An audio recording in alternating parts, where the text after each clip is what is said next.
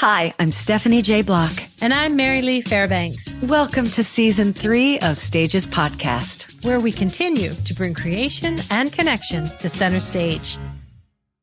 So remember, Steph, last week when we talked about Charlie and oh my God, and the commercial and the fabulous name. And we're so clever and cute and hilarious. And I talk stuffed animals, but we got it all wrong, which is not like us. But at the same time, are we surprised? No. You know why? Do you know why we turned Carly into Charlie? Let's be honest. Do we know why? Do you want to tell them why? Because you let the dyslexic read the name. Do not entrust me with things like that. It's so bad. But we're so sorry, Carly. And we reached out personally. And could she have been more gracious? And she let it roll off her back. She corrected us. And I love her for doing that. I love her for saying like, no, that's wrong. Why don't we get that right? So I applaud her right off the bat just for speaking up for herself and calling us out. Carly. So Carly, let's say Carly, everybody, Carly. She's amazing. Thank you, sorry. Carly. Bye.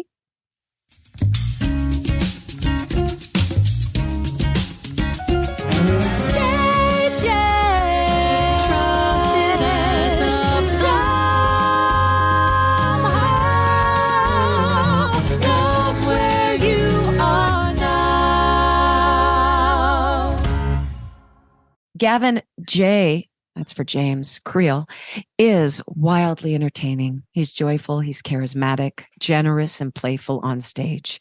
No two performances of a show will ever be exactly the same. He's an example of comfort and freedom, and I love him for that. Then you get to know him in real life, and all of those words that I just used, they apply. But now you get to witness his huge heart, his commitment to equity and equality, and his effort to find beauty everywhere. That's what inspires me about him. He literally makes it a point to find beauty everywhere. He is a songwriter and a masterful one at that. And he just premiered his incredible musical Walk On Through, a musical he wrote, music, lyrics, and book. And he showcased this at the Diamond Stage. And it was him. And again, you fell in love with him because it was deep and light. It was soul affirming and heartbreaking. It was poetic and sexy. It was unlike anything I'd ever seen. I felt so privileged to be in the audience to witness the invited dress rehearsal of Walk On Through. I feel privileged to call him my friend. And we at Stages feel so privileged that he is on the podcast with us today. Gavin Creel, can we have you to stage, please? Gav, please come to stage. Hi. Hi. That was so lovely. Thank you so much for all those wonderful things you just said. I'm so happy you're here. So happy. I saw you twice into the woods and just kind of fell in love with you from my seat. You guys looked like you were having so much fun just playing and cracking each other up. And it was adorable. I love it. And you're so wonderful in that character. He's so wonderful. We have so much fun. And I have to say, I don't know about this, if you ever feel this way about them. People compliment, like compliments are always tricky after a show because as a performer, I admit I'm hungry for them. I'm hungry for that validation, for that affirmation. It's something that I'm never going to grow out of. I enjoy them. At the same time, I read into them so deeply. And a lot of people, like with Into the Woods, most people say to me, more than any compliment I get or anything, you look like you're having so much fun. Yeah. And I worry sometimes, does it look like I'm not taking it seriously or I'm having too much fun? I read into it a little. What you're saying. You know what I mean? What you're saying. The other compliment I get, I used to take offense to, that now I think is the greatest compliment I can get, is when people say, you're just you. You're just you up there. Oh, no, that to me is the greatest compliment. I feel some of our best stars, that's when they infuse themselves into any play, language, poem, song. If you can do that, if you can be the vessel for someone else's words, but still maintain who you are, those are our stars. I think that is the superpower that most of us try to claim. I want to go, though. I want to immediately go to walk on through. Forgive my ignorance, but I don't know how to define it. When I was writing your intro, I was like, is it a poem? Is it an hour and 40 minutes of sort of a new way of expressing oneself through connection and conversation and music and art? I'll let you explain exactly its sort of genesis and the Metropolitan Art Museum. But it's not a book musical. It's not in a form that would typically make sense for a musical as we would define it. So explain that to us as the author. I'm going to tell you, we're in process, right? That was what you saw was it was a staged reading of sorts, but it was more like a reading, but with our technical aspect, our incredible projections designer, David Bengali, set designer, Javier Amajedas, and Jiun Chang, our lighting designer. They just sort of knocked it out of the park and made it feel more production than it was. Whoa. Holy crap. Yeah. But there was no rehearsal. We did 2 rehearsals in Euphoria, like band rehearsal, 2 sitz probes where it was just a band. There was no rehearsal. It was just like, okay, instinct and go, here we go. But what I'm learning, and I say that just to say I have rewrites to do and I got to cut stuff and change stuff and da-da-da. But I'm learning, I think probably it will lose the word musical, because when you hear musical, you expect a certain thing, and I'd like to subvert your expectations. It's also something I'm aware of. I mean, maybe I'm telling too much of my private business, but I don't know. I think transparency, especially in today's time, is imperative in all walks of our life. I kind of see the possible problem from a marketing standpoint or a, advertising standpoint of like, people in our business are obsessed with knowing what they're seeing before they see it. We just are. And like it or not, it's the reality of our business. We can rail against it. I can't stand that. I love being surprised. I love sitting down and having no idea what I'm about to see. I am in the minority because we've been trained that way, I think. And then also because it costs too much money to see a theater piece. It's too expensive. And that's a longer conversation for another day. But it makes sense that I need to know what I'm seeing. I need to know. It's why people are obsessed with reviews. I want to know, is it good? I want to be told it's good. What is it about? I want to know what to think about it. Exactly. Well, I think the world feels incredibly precarious and has for a while. So people are longing to know what they're in store for in any way. When they go to the movies, they want to know what they're going to disappear into. If they're going to pay all this money for a theater ticket, they want to know what kind of entertainment am I going to sit down and have? I was talking to a producer and he said the audience needs to be told exactly what the play is in the first 5 minutes. And that to me as an artist, I go, okay, great. You're going to check off all the boxes and you may be satisfied, but you're not going to be thrilled. And if you take the leap, I'm serious. If you were to say, okay, it's not a musical, it's an experience. And you don't define what that experience looks like, and you come in with an open heart and an open mind, you are able to go places that you wouldn't be able to go to if you're looking at the menu and you go, oh, a delicious cold glass of milk that's going to fill me up. It's not going to upset my belly. I know exactly what that tastes like. Or the mystery item. You will get something to drink. Yeah, something will be provided. Don't know what it is. That's right. Yeah. Exactly. And you walk out of there going, I would have never tried that on the menu, but holy cow, this is now my favorite thing. Right. Yeah. That I think with this piece, as we're exploring it and learning, like I probably take that moniker off musical, so you don't expect that certain thing. I do think there's value in, can you just give me a heads up? What am I walking into? I don't need to know the specifics, but is it a one-man show? Is it I've been calling it a concerticle from as long as I've been writing it. It's because I do think it makes people giggle like that, but I say it because I do think it's a little bit maybe unlike something that you've seen before.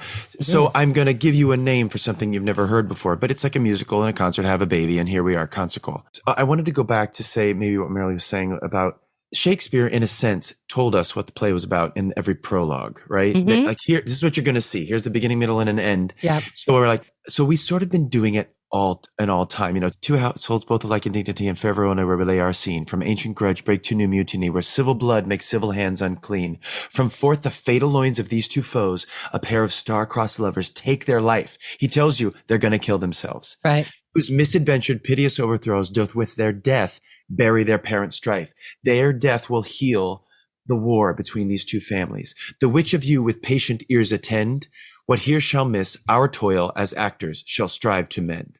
Oh my God! You just did a Shakespeare spoiler. Amazing. Like just off the tongue, y'all. I learned that in college, and that's the one thing I practice as like tongue twister before a show sometimes, whatever. But that in the sense, I understand the obligation as a writer, as a producer, as a director, as a marketer. Give me a heads up. Tell me what I'm about to walk into. Now, I agree with you there, but Steph, I would say, but don't tell me everything. Don't show me everything. Don't let me discover. And my hope is, with Walk On Through was originally an idea by Limor Tomer and Aaron Flannery. My friend Matt Quam, who is a friend of mine for almost 20 years now, said, hey, I work at the Met. Is there any chance you want to come have a meeting with these two women who run what's called the Met Live Arts Department? It's the only performance-based curatorial department at a major museum in the world. And it's basically, they collaborate with musicians, opera directors, opera singers, musical theater people, singers, choreographers, all different types of people. And they say, we think we like what you're making in the world. Here's a membership card. Have at the museum. And when you come up with an idea and you're inspired by something in the museum, tell us and we'll help you produce a concert. Wow. So that's how it started.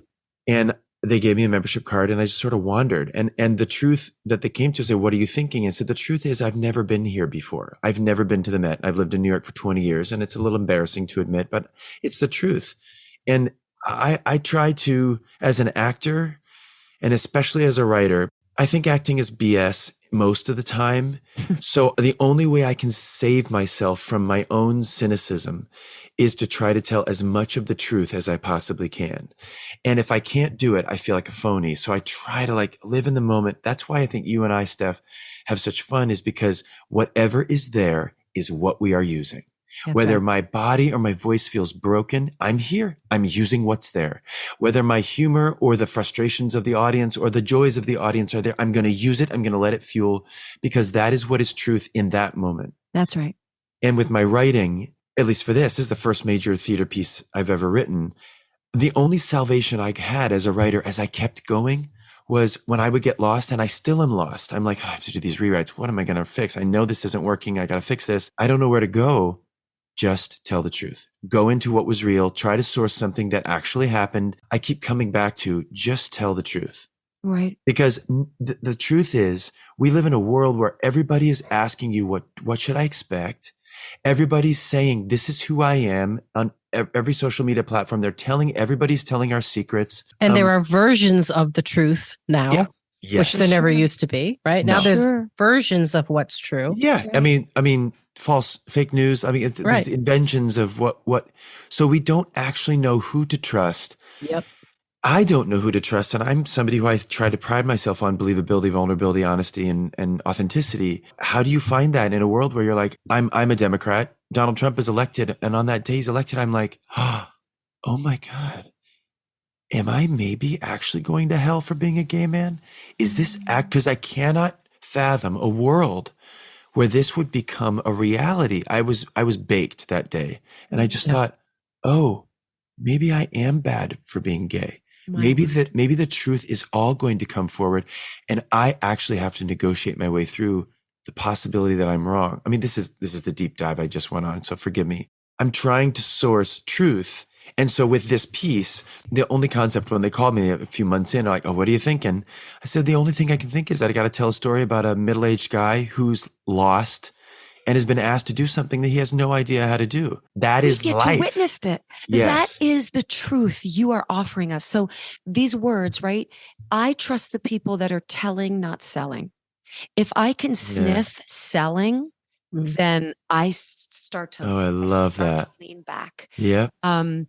And for me, as an audience member of your concert call, I was like, I'm witnessing a person who's telling us, I'm not quite sure, I'm figuring it out. And we got to be privy to you figuring it out. And even at the end, it's not figured out. It's unfinished. But we got to see the peeling of the onion. And then you marry it with the visual arts. And I can't tell you how the power compounded. So just to explain, just to people who are listening, is I decided to go through the museum and write down anytime I ever said the words, I ever made a sound like or huh or wow, I made myself write about it. I said, you have to stop. If you went, okay, you have to write anything, go. And what the show has ended up being is, thanks to David Bengali's their amazing projection design that we're just getting the tip of the iceberg. But it's a sharing of about 50 pieces of art over the course of the night, so that you get to live. 50% of it is my creation, and 50% of it is you witnessing the creation of geniuses before us that are housed in the Metropolitan Museum of Art. And the fraudulent nature of creation that I think they all felt in creating. Like one of the curators told me that Cezanne worked so quickly that he didn't even sign some of his stuff. He's just and he'd throw it down and he would make something else. Later, they just found stacks of it. And then there would be somebody else who would be fastidious and obsessed, like Carpeau, when he was chiseling away years and years of Ugolino and His Sons, which is one of my favorite pieces at the Met. You cannot believe that the marble statue isn't about to come to life. I mean, you can see the pressure, the strength of which the fingers are pressing into the skin of the legs of the other people. And you look at it in the first lines of the show is, I'm halfway through a life that I've tried hard to sustain by living unrelentingly fast. That the whole truth is that I've been operating on this machine of just get there, get to New York, get the application done so you can get into college, get to college, work really hard so you can get to Broadway so you can get on Broadway or get off Broadway or meet people and go. And the older I get, the more I'm like, you've got to slow down. You've got to breathe. And there's a theme that goes out throughout called look, breathe, wait. So you started out as one artist and you ended up as another. Oh, absolutely. Really. Yeah.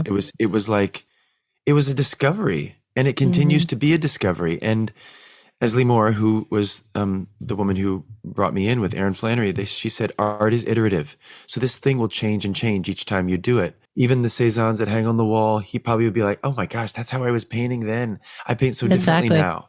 Yeah, I was just going to say that. I was going to say, this isn't your only chance to express those truths that are your truths now, right? Yeah. You still have another 40 years to go. You have plenty of truths that you get to express in different ways. And it may not be through art next time, but it may be through some other exploration, because you seem like you dig deep into everything that you explore, I've tried to. Right? Yeah.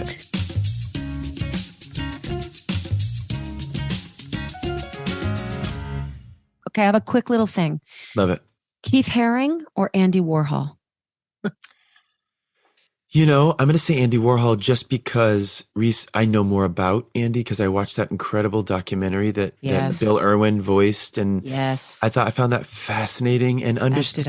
What I loved about it, I don't know if you found this. Did you get a chance to see it, really? No, I didn't see it. It's worth a watch. It's really neat how they did it. They used this AI technology to use Bill Irwin's voice and he sounded a lot like because they had actual recordings of Andy Warhol interspersed with Bill Irwin's narrating of his life. But what I found most inspiring for me as I'm writing Walk On Through is I watched this person who was enigmatic and some would call affected and definitely a curated body. And I watched his doubt.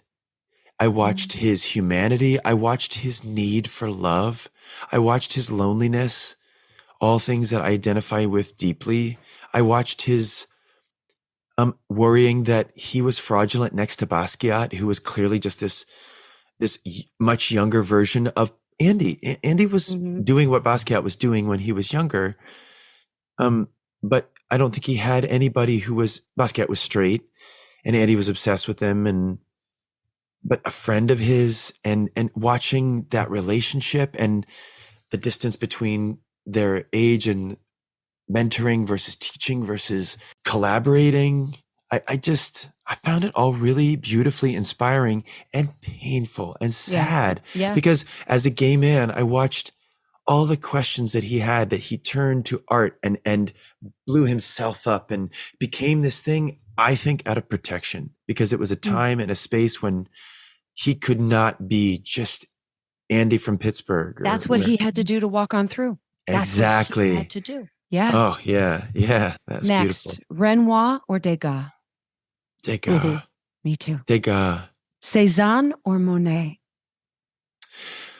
Monet. Can I tell you why? Yes. Because I was told that I'm pretty sure this is truth, and forgive me, I haven't studied this in depth, but someone at the museum told me that the reason Impressionism and his paintings was because his vision was so bad. So he just painted what he saw.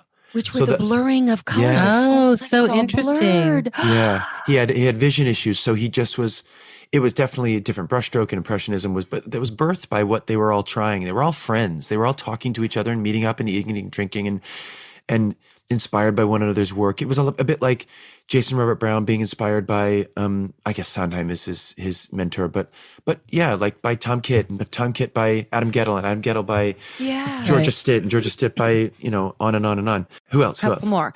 Van Gogh or Picasso?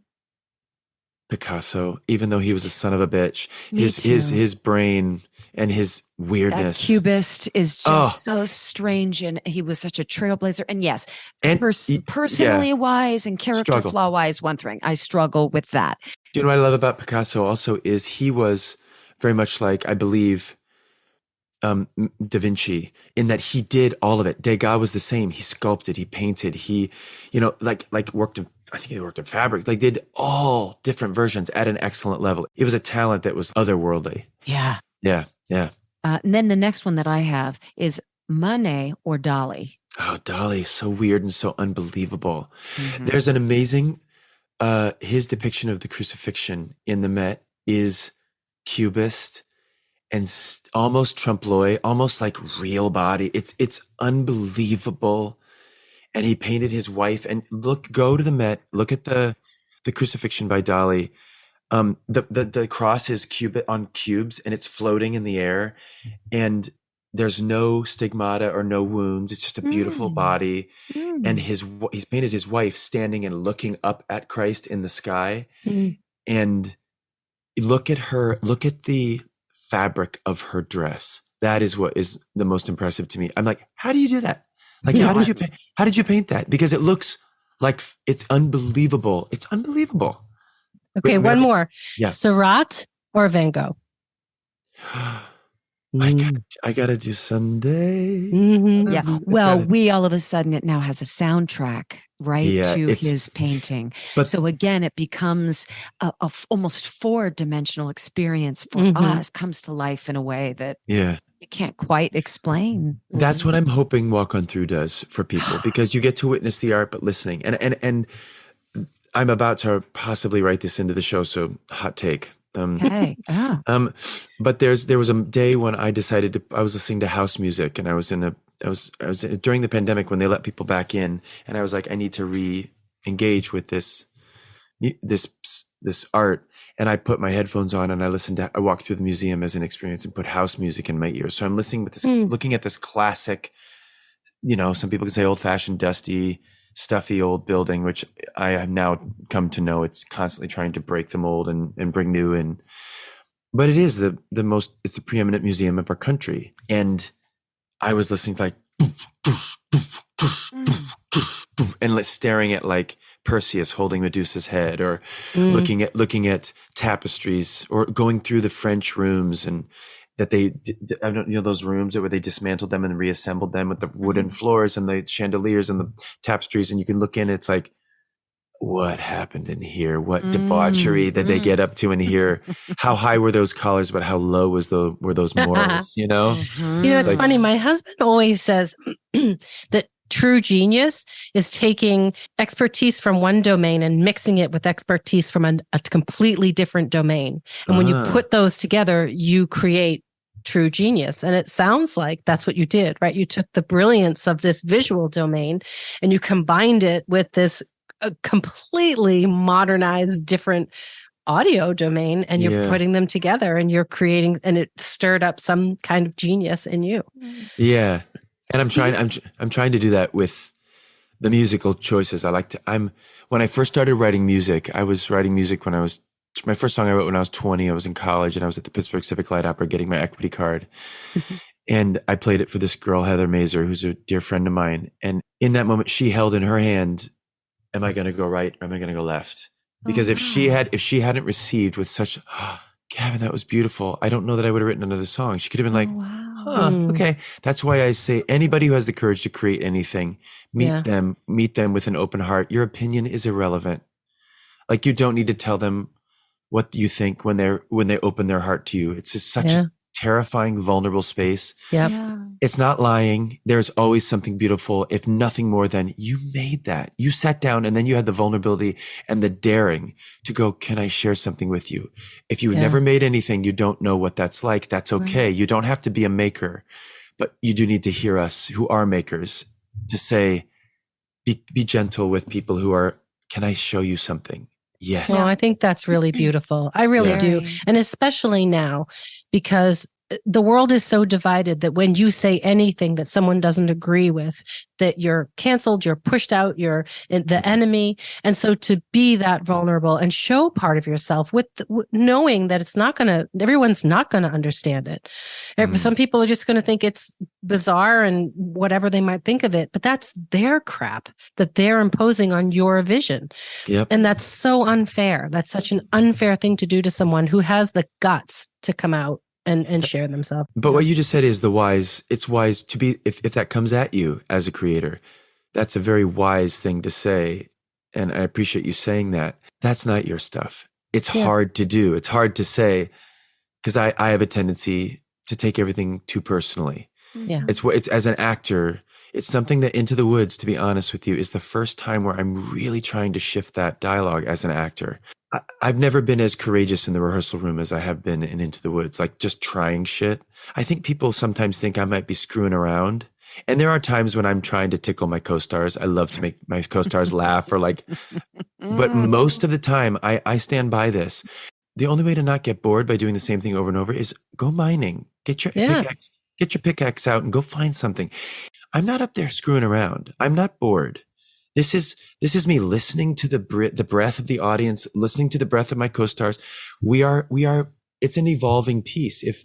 And I don't believe that as actors, we should freeze anything. No. Each wave is different, and we ride the wave the way it comes at us. And I'm in agreement with you. When it does get boring is when it's frozen and it's the same thing all the time. And you're trying to create that same timing. It's become stale. You're not communicating anything. No. But I will hearken back to what we said at the beginning of this conversation, which was the telling and the selling, and how Gav, you and I said, gosh, we love it when our pals say, that was awesome. This is what I enjoyed.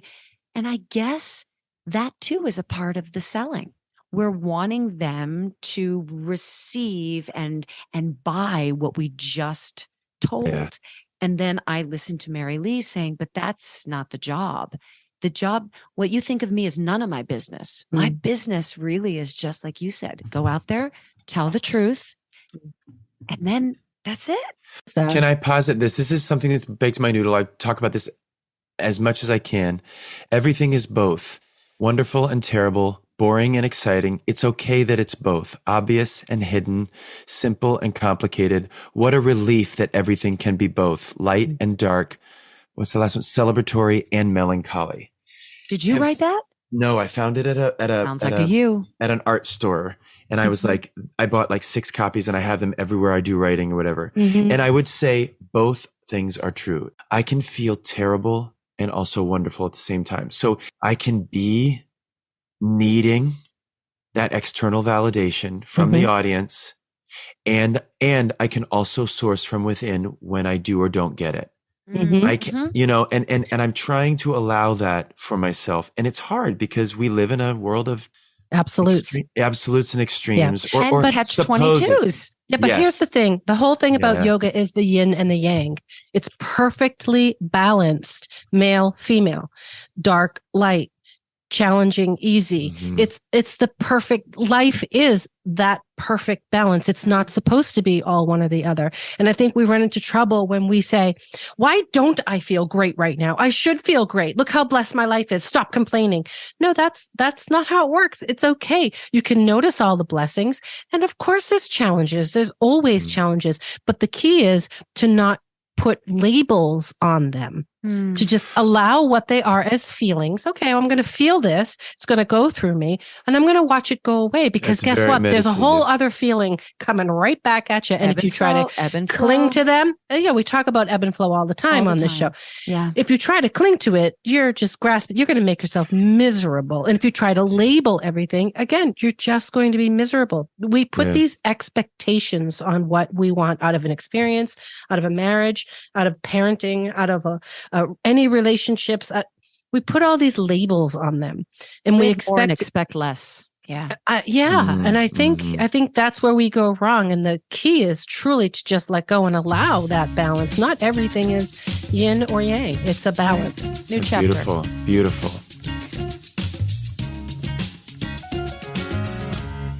Yeah. Have you traveled a lot? I have been lucky enough with my profession has traveled me.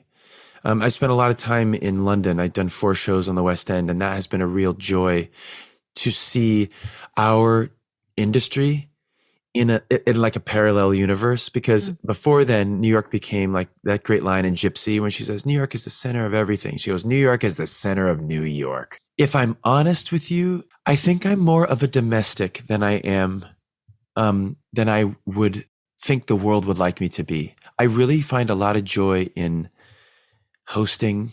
I love sharing. I love my little house. I love cooking with people.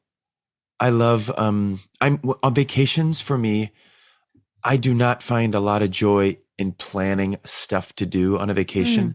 I like finding a beautiful place where I'm going to be comfortable and there's food and there's water and we just kind of sit for a week. And we talk. I like talking. I love to get in there. I love to talk about what's going on, how your feelings, which I was not, my family is not that way. We do not communicate in that way. And I love them, but that's not their language. And it's something I found, I'm very proud that I found on my own as I've gotten older. So travel, I always think travel is like more of a conceptual idea with me than an experiential idea. I ask because you are so attuned to humanity and you are so committed to affect change, whether that's civil or social justice or equity and equality. And that to me, when I speak to people, I like to call our chatty times after I've been squashed by the giant, dishing in Doritos, because we dish a little bit and we eat Doritos. So Seb's like, did you hear? I was like, no, I was dishing and Doritoing. I guess I missed it. But I find that people that travel the world and get to have proximity to different cultures and understandings, there really is an expansive heart and expansive mind. And then this real duty to justice, to equality, to wanting to affect change. And you do that. So that's why I ask about the travel. Thank you. You know what I think we do as New Yorkers is we travel. I think when you sit in New York City, you can't escape the different, the many different facets of humanity. Maybe the majority of which are city folk, obviously, and the majority of which are, I would say, liberal. So there's a bit of a bubble there, but I also, it's no coincidence. I'm sorry, America, but this is the hard truth. All of the major urban centers where people have to figure out how to live together are blue. We do it. And all we do of it. them. And we figure it out. We figure it out. So we're not Democrats because we woke up saying we want to, government take over my life. We're just going to give our money away to whoever. Yes. We're all tree hugging, whatever. We are tree hugging because we realize, well, if I eat all of the cookies, then there's no cookies for everybody else. And then I have to deal with, let's just call it, let's not even say we're altruistic. Let's just say, if I don't give more cookies to people who literally have nowhere to live, then there's just going to be more people on the sidewalk with nowhere to live. And it's going to make it harder for me to walk down the sidewalk. Let's take ourselves out of the Jesus land or altruism. Let's just say we are witness to the inconveniences of balance. of imbalance. Balance. We witness the inconvenience of imbalance. When you're off in a farm, living a beautiful life, taking care of all of your other friends and family who all look exactly like you and think exactly like you, and you're never challenged to think outside of racial divide, gender divide, sexual orientation divide, any of these divides.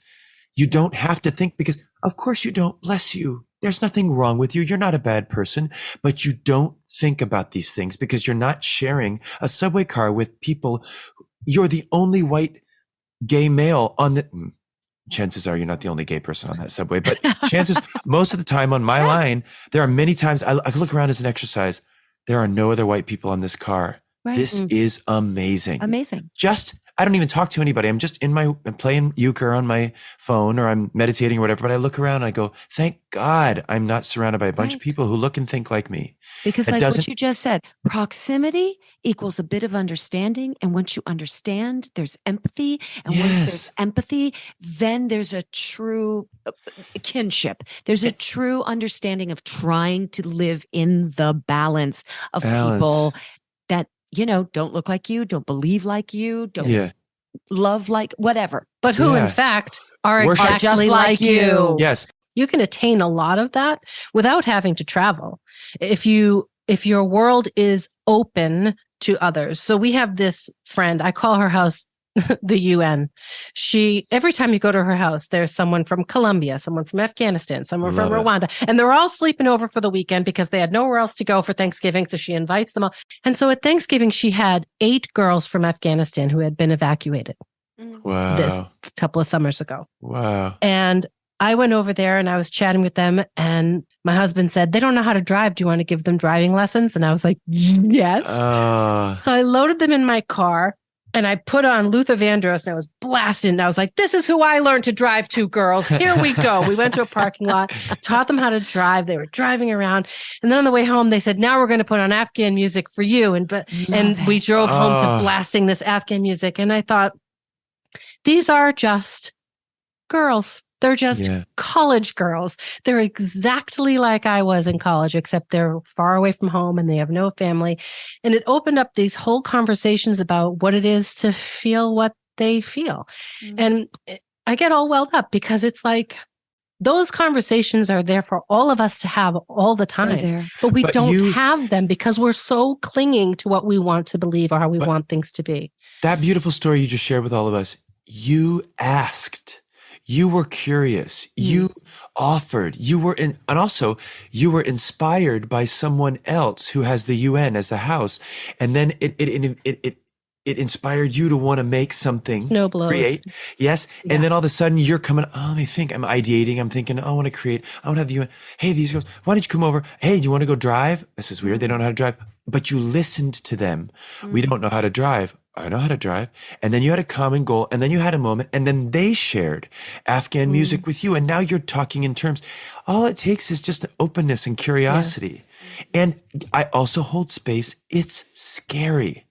It's of scary. Course. The unknown of anything is scary. But if you play into the fear, then that's where scarcity starts talking to you. That's where defense starts talking to you. You're afraid you might sound stupid if you ask a dumb question. Be scared and move Do it anyway. That's right. It is paralyzing for most people to do what you just said. We as actors have to step out and do this over and over and over again in rooms of people who with arms folded behind tables who decide whether or not we get to have a job to pay for things. I understand that fear and that terror, but when you practice it over and over again, you start to get this resilience. Is there a God of your understanding in your life? I believe Gavin, need to leave space for everybody to believe what they want to believe. As long as we are practicing the Shema, the Jewish prayer, that the Hear, O Lord our God is, or Israel, Lord our God is one, believe him or believe God before all things. And the second thing is love others like the golden rule. Yes. So agnostics and atheists everywhere are like, okay, I'm going to cut that first part out. So then just live by the second. If you truly treat each other as you would treat yourself genuinely, merely the thing you were saying earlier about the judgment is the killer. The shame is the killer. That there is a devil. The devil is you. The devil is in you. God is in you. They're both in us. And you create that reality, deciding what you feed, because our outer world is truly a reflection of our inner world, of our inner thoughts. We are co-creators of our world, of our reality, for the good and the bad. I had the most fascinating conversation with this guy. He's a linguist. He's a genius. And I was at the UN, the lady, my friend's house. He's from Rwanda. And he was talking about how in some cultures, children are only taught like 4 shades of blue. So they literally cannot see any other shades but those 4 shades of blue. Wow. And he said, when we teach our children that there are 50 shades of blue, suddenly there are all these colors that they can now see. And I said to him, God, that can apply to anything. That can apply to joy. We're taught what joy is. That can apply to love. We're taught what love is. That can apply to all those things, because truth is so subjective. It's so subjective. When you ask, is there a God? Is there something greater than me that I believe? Is yes. But what I get frustrated with organized religion is that it tells us that there is only one true way. And that really, it hurts me. It angers me. It frustrates me, because it seems myopic in its hubris. It seems it excludes entire sects, populations, countries, thousands of years of belief, in my opinion, arrogant to what, if you're going to say Christ, and I'm referencing Christianity, obviously. If you believe in Christ, I believe he was a hippie who loved every single thing he came in contact with. And therefore, just like you and I and everybody had God within himself, he lived the most, let's say we believe the story. He lived the most to his potential. So therefore, he could turn water into wine and he could walk on water. Well, let's say all those wonderful stories are true, because he saw within himself, oh my God, the most purely the way we could all see ourselves. I dig that. But he would never say, unless you do this, you're out. I don't buy it. I don't know if you remember, the way I phrased it was a God of your understanding. I love that. Yes. Then the answer is a resounding yes. And it is constantly changing. It is constantly shifting. It's asking me, but this is a development that has happened to me in the last year that is terrifying to me, but I am walking towards, is I am no longer going to pray to, believe in, or worship a God that I fear. That I am owned by, that I'm somehow have to live correctly so that I get something from. That has been a poisoning, paralyzing thing in me. What I'm trying to do, and Walk On Through explores this in a big way. I'm trying to collaborate with God now for the rest of my life. I want to work together. I want to believe that we are God, like we are together in it. And that when I'm scared, I can go, can you help me? Because I think we can do this, rather than, will you help me? And if you do, then I'll be good. Yeah, I'll be good. I just think that's like, I think the other thing that's so frustrating about organized religion is those religions are extremely powerful. And with that kind of power, they should have an obligation to not be rigid. Because they have all the power, they have an obligation to embrace everyone, and they don't. And honestly, I think they're missing the boat, because organized religions people don't practice it anymore. My mom was just saying that she's at Gross United Methodist Church in Asheville, North Carolina, and she's like, we have no young people in the ensemble, in the congregation. In the congregation. Yeah. Dying out. And she said, it's unnerving because I'm worried about the membership. And I said, that is sad. And there's also something to look at there. Why don't people feel this way? Yeah. Why aren't young people signing up for? I do think it's cyclical. I think they will have an influx soon. And I think people will be hungry for something. Yeah. And the great thing, I took a religion class in college. Ralph Williams, he was like a legendary teacher at University of Michigan. And one of the biggest takeaways for me in that class was, I believe that religion, religare, is Latin for commune, to commune. Yeah, to come community. together. Yeah. It wasn't about a dogma or a fearing or a God that ran your life. It was a fellowship. It was helping each other and coming together. Yeah. It was out of necessity. We need to come together for land, for food. We got to take care of each other. And it was like, let's all talk. It was like getting in there, but just in a temple or a synagogue or a mosque or a church. And I always have a hard time in our ego and hubris. We, at this moment, whether it's 2,000 years, if we're speaking of Jesus Christ or we're thinking of Buddha, that is a droplet in the billions of years that this universe, world were created, and life forms and animals and the evolution. Like, what are we talking about here? Yeah. On the timeline of existence, we are a blip.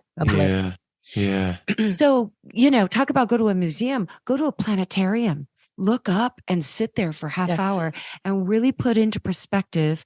We're on this little and how tiny planet. I know. We're this little tiny thing on this little tiny planet that is so floating around out there. That's right. Yeah. We're a little ornament just floating around in the universe. True. Guys, balance. Yeah. And what's beautiful about what you just said is, and both things are true. And both things are true. How beautiful that we are so small and that we can sit here together and have such massive thoughts, have and think beyond, But if you're going to believe, have you ever seen Jill Bolte Taylor's Stroke of Insight, the 18-minute TED Talk? No. Tell us. Jill Bolte Taylor, a Stroke of Insight TED Talk, 18 minutes. Watch her.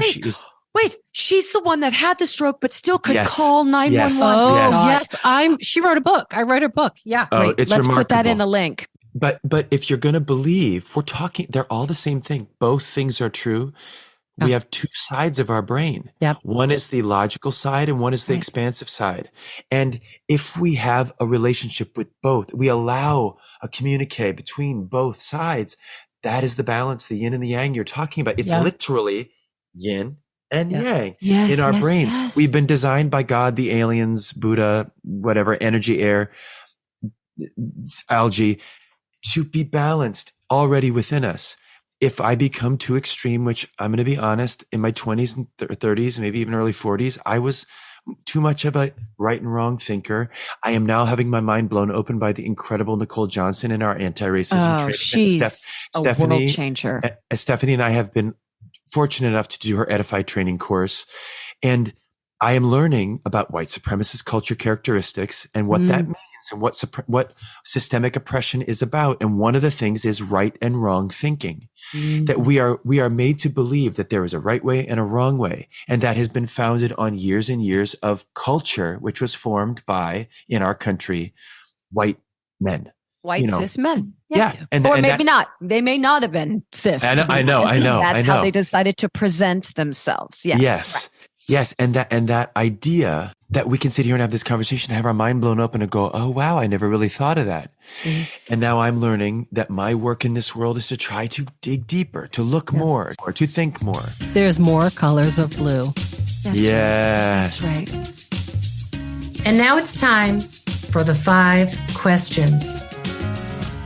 As you mentioned, we're going on tour. 3 things you have to have. 3 things you will not, if it's going to be 3 nights away from your home, you have to have these 3 things to function. The first thing that came to mind is my portable Tushy bidet. That's the first thing. My Tushy bidet is everything to me, and I just bought a travel one, which is basically like a rubber water bottle that you put warm water in, and you squeeze that puppy and God. You're getting one. You and Seb are getting one. I'm going to put one in our shared bathroom if we share a bathroom on tour. My second thing on tour, I'm going to have to say, is my microphone and my setup to do recording, because I want to be writing and creating. Great. And my third thing on tour is a sense of adventure. I want to step into, I feel like God keeps giving me these opportunities to go and become a new version of myself that I'm afraid to become, by removing me from the life that I've been, where I feel rigidized. That's not a word. It is now, my friend. Yeah. I want to have a sense of adventure, and I want to say yes to things that might scare me. Oh, can I just tell you something really quick? Yeah. Stephanie and I, on the New Year's Day episode, that was Stephanie's Sankalpa. Remember, Steph? That's right. That was your flexibility and adventure. Then let's just check in with each other gently. Okay. Throughout the tour. How's the adventure going? Love it. Yeah. What's next? Okay. You're on death row. Oh. Last meal. Oh, I love this. Breakfast for dinner. A slow, soft scramble. Okay. Maybe some. It's because I'm not going to worry about. I can't believe I'm getting killed shortly. So let's say a thick brioche French toast that's smeared in peanut butter with tons of syrup. I'm going to put some fresh fruit all over the top of that, strawberries and blueberries. And have you watched Dan Levy's Big Brunch? No, I want to watch this. You've been telling me about that. Oh my gosh. I got to watch it. I got to watch it. Delish. I'm going to have a mimosa or 7. Or 7. Yeah. Since you're going, I'm you going to might do as soft well. scramble. Yeah, that sounds. And some kind of meat. Maybe all the meats. Maybe crispy bacon, soggy bacon, Canadian bacon, English bacon, all of it. If we were to walk into your closet, is there a garment or a piece that you will never get rid of because of the memories it holds? That's a beautiful question. You know, I have a second bedroom, and that closet holds outfits that I got for openings or for award shows or whatever. And those are special to me, not in that the big things that happened in them, but that I marked time by treating myself to something. I'm not really a clothes person, but I was like, take a risk, you know, have a smoking jacket made and and look like an idiot for the opening night of Hair.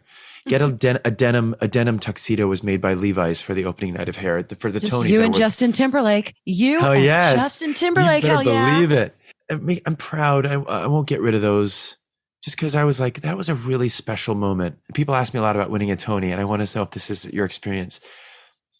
But I watched my whole life dreaming of that moment. I was like, that would be so cool. I would love to win an award in my community. But what you watch is that direction. We've always seen it from that direction, from a TV. And the few times I've been in the audience, from the audience, which is a seat I've sat in. You are never prepared for the view from where you stand holding the thing. You're like, because they're all sitting there staring at you silently, waiting for you to speak. And I understand now why people guffaw or get up there and be like, because it's not, I didn't prepare. It's not, I didn't dream of this. It's like, where am I? And I've never imagined looking at this view during a moment like this. It was bizarre. Did you find that at all? No, I was ready. Every time I was at Radio City, I would stand when we were rehearsing our number or whatever to present for the show. I would stand stage right, stage left, center. I'd envision what that might look like. For me, what I wasn't prepared for and was overwhelmed for, and I may even say in my speech, I'm looking at people that I now love and know. I'm not a foreigner. I'm looking at people who babysat my kids. I'm looking at people who said, I hope she gets that job instead of me because of. I'm looking at creators and designers who I collaborated with. So it felt, and the enormity certainly wasn't lost on me, but the enormity was, holy cow, I am now part of the fabric of these thousands of people who create in this industry. And I just get to be literally in a different chair, in a different space, but I'm still part of them. I didn't feel separated from them in any way, if that makes sense. 100%. First childhood crush. Courtney Pfeiffer, kindergarten. I kissed her and I got in trouble. I wasn't supposed to do that. No consent, honey. I hadn't learned consent by 5 years old. You got in trouble? Did they call your mom and dad? I think so. I can't remember, but we were over playing on the wood jungle gym in the room, and I was like, "We'll play house." And like, no, BB, no kissing. No, you do not just kiss somebody. Oh God! Had a meltdown, and I had to be sent home. I think. Kindergarten, Jason Puzo, he did not ask my consent either. And it was one of those concrete like tubes that you're supposed to like go through. I was sitting in it and he just came right up, Jason Puzo, and laid one on me. And I was like, I'm stuck in this tube. What is happening? And I cried, I'm sure, and got out of there. And Jason got sent home. Yeah. Jason, I think he had a nice life lesson taught in that moment. All right, final. If you were a nail polish, what color would it be? And what's the cheeky little name that you would call it? Oh, I think it would be like a pale pink glitter, but not like almost silver, but there's just a hint of blush. And it would be called Dazzle My Dingle.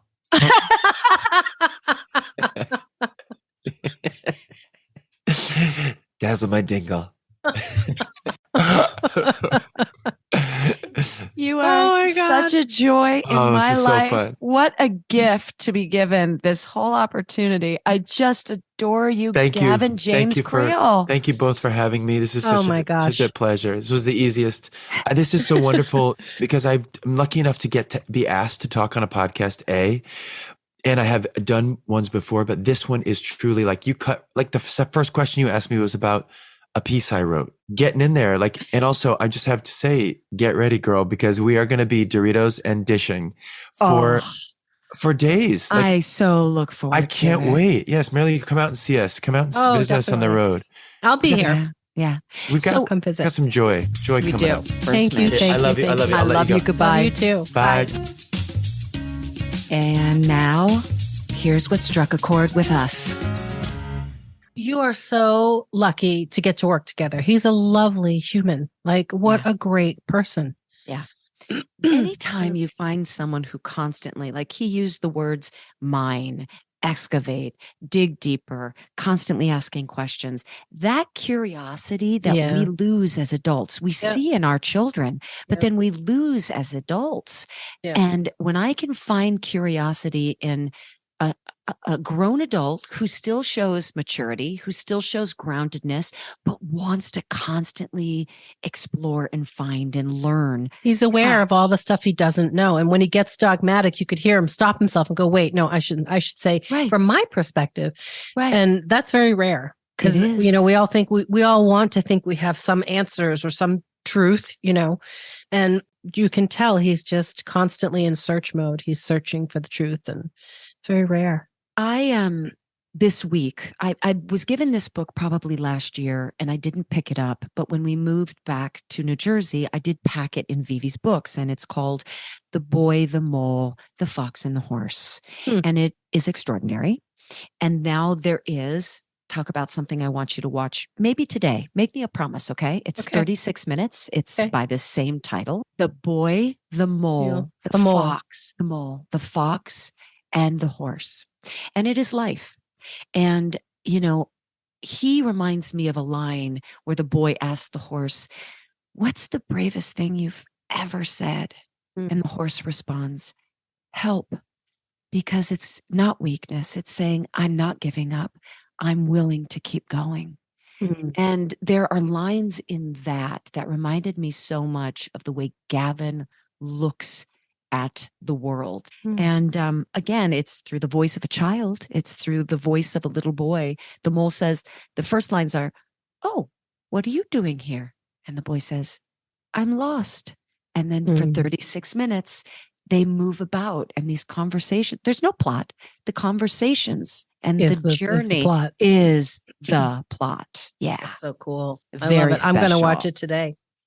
You're going to buy 19 books and you're going to want to give them to everybody. You are now going to be a minister and a disciple of the boy, the mole, the fox, and the horse. Did you ever read The Amazing Ivan?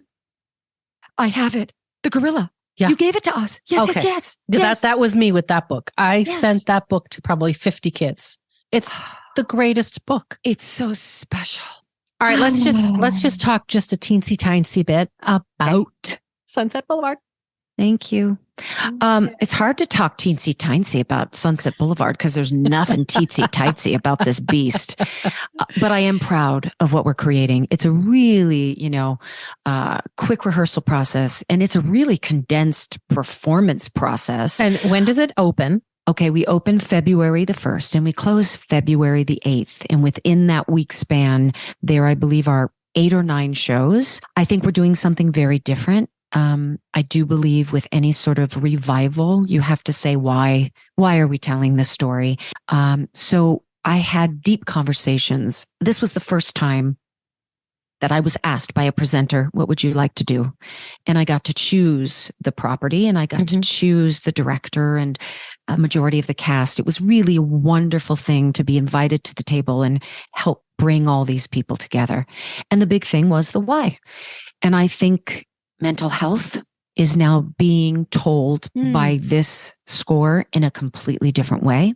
There are moments that show why Norma Desmond has become the way she has become, and the sort of culture of beauty at any cost, don't gain a half a pound, constantly being flooded with all sorts of noise about your look and your identity and your worth only being what they see on the screen or how you're perceived, and what that can do to a person. And in this particular storytelling, Norma Desmond. And this is why we're seeing this woman at such a very fragile and off-balanced state. At one point, they call her fragile, and I think it's been played before quite effectively with Glenn Close in a sort of delicate flower that if you say the wrong thing, it will cause her to crumble and cry. Yeah. I'm playing it fragile like a bomb. That if you say the wrong thing, there will be explosions. Consequences. There will be, yes. There's a strength to this woman that if you teeter her the wrong way, it can be dangerous. And, but we do inform with some images from the past that inform the audience and give the audience a gauge. This is where she was, and this is why we're seeing her the way we're seeing her now. Oh, so wow. I'm very proud of what is being created in this very short time. Oh my gosh, you're going to be amazing. Thank you. Thank you. And I don't know how you're doing everything you're doing, my friend. I really do not know. A lot of things are falling through the cracks, but I just have to be okay with that at this point, and give myself a little grace and be like, well, we'll pick up those 3 balls that fell yesterday. We'll pick them up a different day. It's not happening today. They're not rolling anywhere I can't get to. Nope. I'll grab at them later. I love you. Bye. I love you too. Bye. Stages podcast is produced and edited by me, Mary Lee Fairbanks, and Stephanie J. Block. Thank you to Allison Arns, our booking agent, Brock Grenfeld, our sound engineer, and Tina Wargo, our social media manager. Original music by Noah Kaiserman and Garrett Healy. Thank you for subscribing, following, rating, and telling others about this very special podcast. And we'll see you soon.